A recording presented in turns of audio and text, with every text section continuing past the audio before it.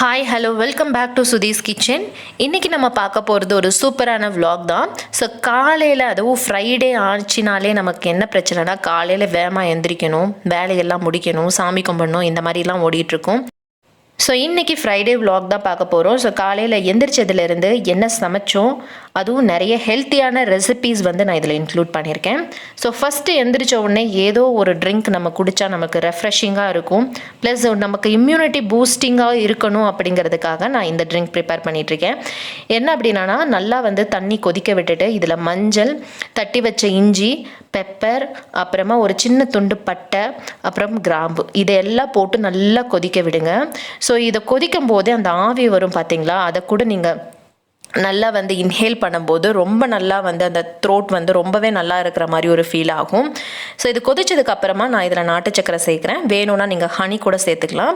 கடைசியில் கொஞ்சமாக lemon juice விட்டுட்டு நம்ம அப்படியே குடிக்க வேண்டியதான். சூப்பரான, அதுவும் ரொம்ப ரொம்ப ரெஃப்ரெஷிங்காக இருக்கும் காலையில் குடிக்கும்போது. இன்னொன்று தொண்டை ஒரு மாதிரியாக இருக்குது எந்திரிச்ச உடனே அப்படிங்கிற போது இதை குடித்தானா ரொம்பவே கிளியராக இருக்கும். அந்தளவுக்கு ரொம்ப நல்ல ட்ரிங்க்கு.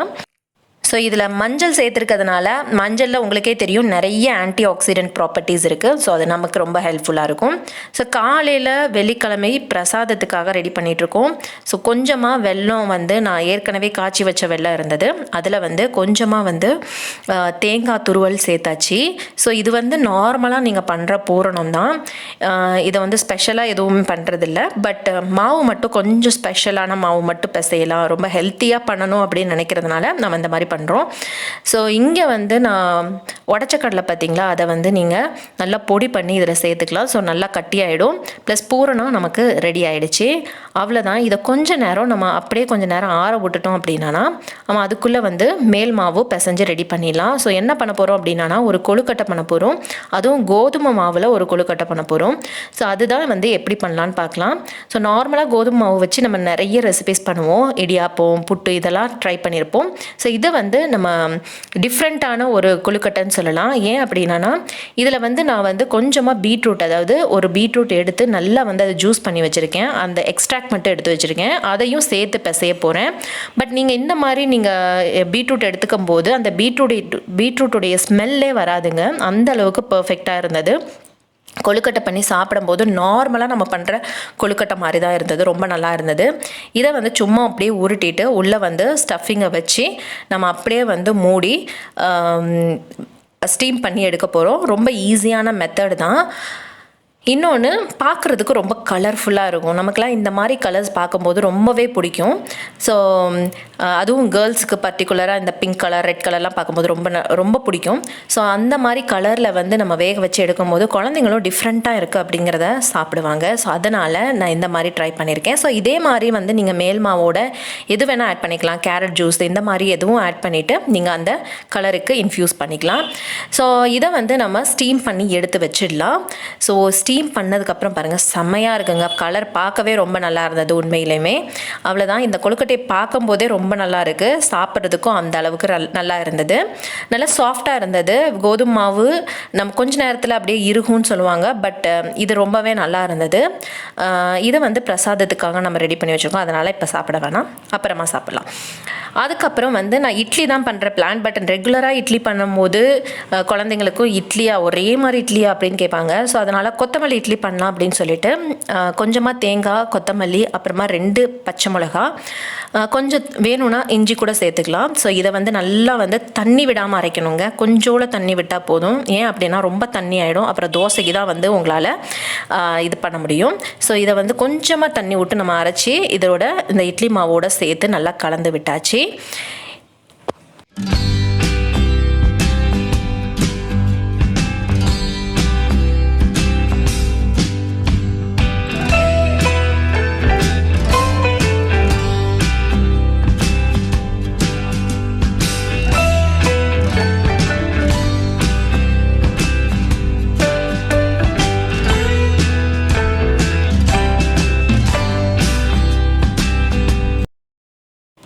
இப்போ பார்த்தீங்கன்னா நம்ம இட்லியும் ஊற்றியாச்சு.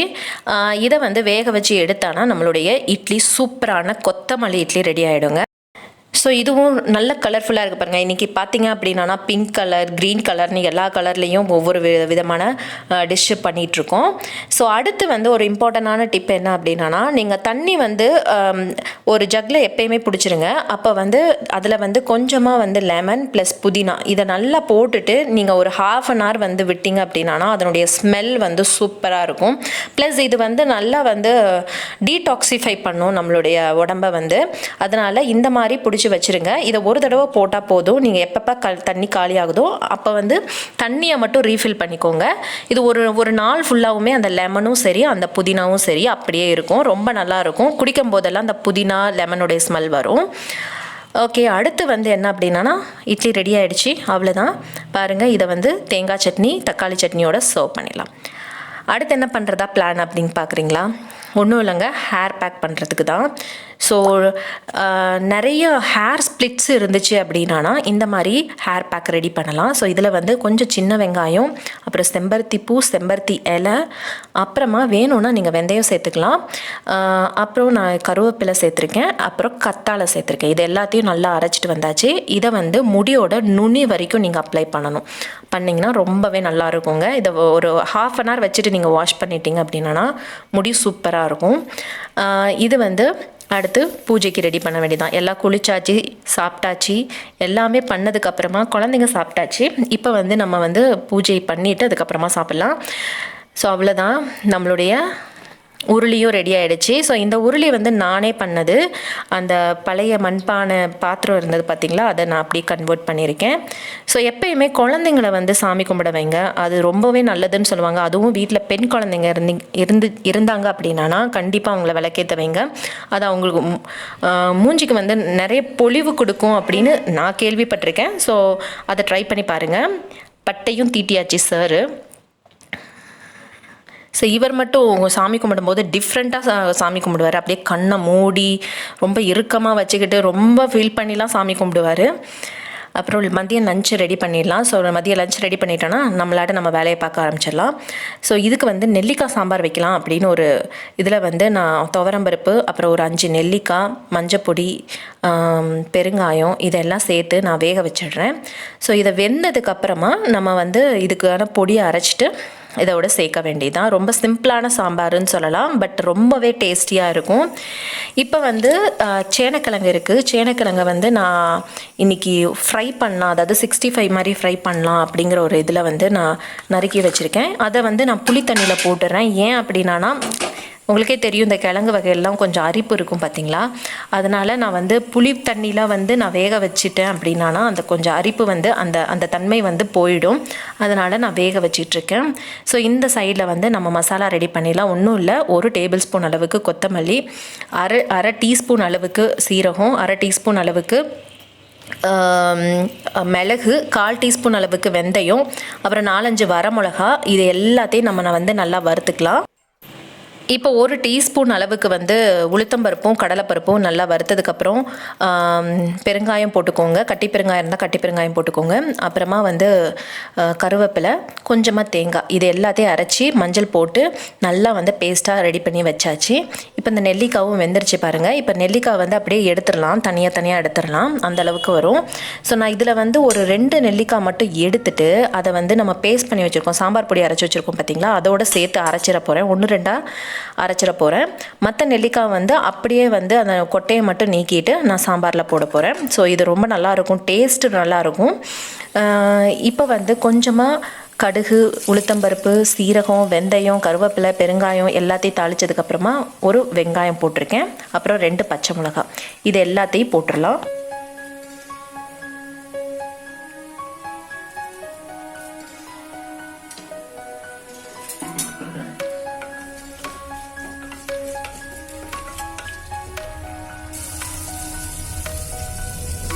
இது ஓரளவுக்கு வதங்கினதுக்கப்புறம் பார்த்திங்கன்னா நம்மளுடைய நெல்லிக்காவையும் சேர்த்துடலாம். ஏற்கனவே வெந்துடுச்சு. ஸோ லேசாக வந்து வதக்கினா போதும்.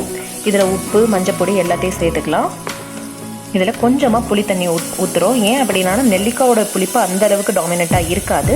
ஸோ அதனால் நான் கொஞ்சமாக புளி தண்ணி சேர்த்துருக்கேன். இதில் தக்காளி எதுவுமே ஆட் பண்ண வேண்டாங்க. தக்காளியே இல்லாத ஒரு டிஷ்ஷு இது.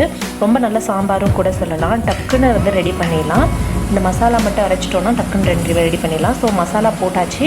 இது நல்லா கொதிக்கட்டும். கொதிச்சதுக்கப்புறமா நம்ம துவரம்பருப்பை போட்டுட்டு அவ்வளோதான். நல்லா கொதித்து நல்லா வந்து மர்ஜ் ஆனதுக்கப்புறமா நம்ம என்ன பண்ண போகிறோம் அப்படின்னா கடைசியில் கொத்தமல்லியும் கருவேப்பிலையும் போட்டு இறக்கிட போகிறோம். அவ்வளோதான், சூப்பரான சாம்பார் ரெடி.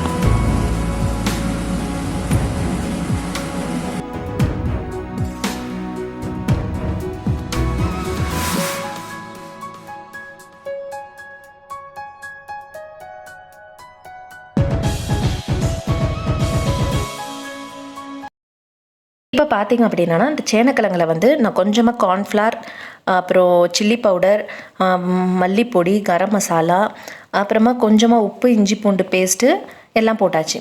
கலருக்கு வந்து நான் காஷ்மீரி சில்லி பவுடர் தான் போட்டிருக்கேன். ஸோ இங்கே சாம்பாரும் ரெடி ஆகிடுச்சு. அதே டைமில் வந்து நம்ம சாப்பாடை வச்சுட்டு டக்குன்னு வந்து நம்ம இதை ஃப்ரை பண்ணி எடுத்துடலாம். அவ்வளோதான்.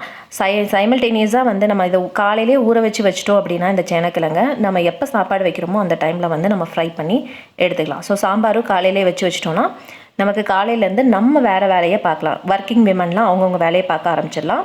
ஸோ இதை பாருங்கள், இப்படி ஒவ்வொரு பேட்சாக போட்டு நீங்கள் ஃப்ரை பண்ணி எடுத்துடலாம். ரொம்ப நல்லா இருந்துச்சு.